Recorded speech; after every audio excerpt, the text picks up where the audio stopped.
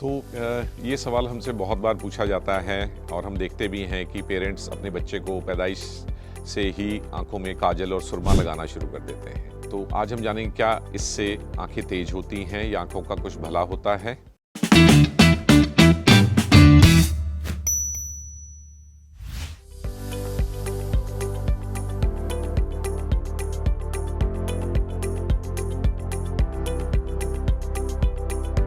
तो मैं आपको बताना चाहूँगा कि काजल या सुरमा लगाने से अगर होता भी है तो इतना सा फ़ायदा होता है और जो नुकसान ज़रूर होते हैं वो इतने ज़्यादा हैं। इसी से आप समझ सकते हैं कि नुकसान ज़्यादा हैं और फ़ायदे कम हैं। छोटे बच्चों में अगर सालों सालों तक आँखों में सुरमा या काजल लगाया जाए, चाहे फिर वो घर का बना काजल ही क्यों ना हो, उसके लगाने से न्यूरो सिस्टम जो है उनकी बॉडी का वो अफेक्ट हो जाता है।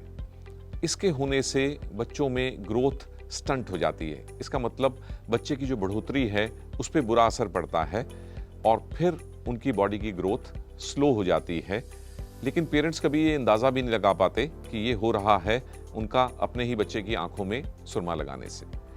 और यदि हम बड़े होने पे भी कई दशकों तक रोज़ सुरमा लगाते रहते हैं तो फिर इसकी वजह से क्रॉनिक रीनल फेलियर यानी कि हमारी किडनीज भी अफेक्ट हो सकती हैं। लेकिन हम कभी भी इसका दोष सुरमे पे या काजल पे नहीं डालते। कारण क्या है इसका? कारण ये है कि सुरमे में बहुत सारे एलिमेंट्स पाए जाते हैं जो कि टॉक्सिक होते हैं।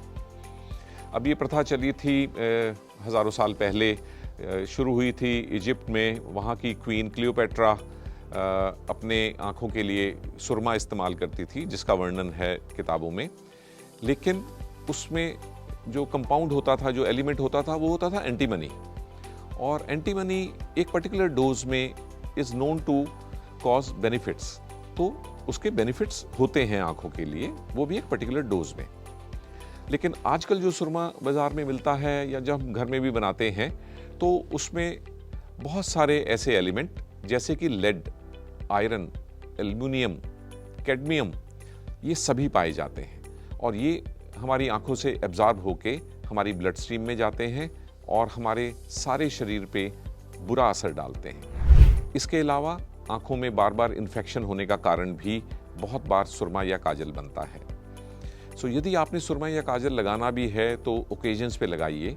उसे आंखों के अंदर मत लगाइए, उसे आंखों के बाहर आई लाइनर की तरह लगाइए, क्योंकि मेकअप का काम तो ये तब भी कर देगा। और कोशिश करें कि ये पलकों की जड़ों से दूर लगाएं, नहीं तो पलकों की जड़ों में जो ग्लैंड्स के डक्ट्स आ रहे होते हैं वो ब्लॉक हो जाते हैं और फिर हमारी आंखों में ड्राई आई हो जाती है। सो अपनी आंखों का ध्यान रखें और सदियों पुराने इस मिथ से अपने को अलग करें। साइंटिफिकली प्रूव हो चुका है कि सुरमा या काजल आंखों के लिए और पूरे शरीर के लिए घातक ही होता है।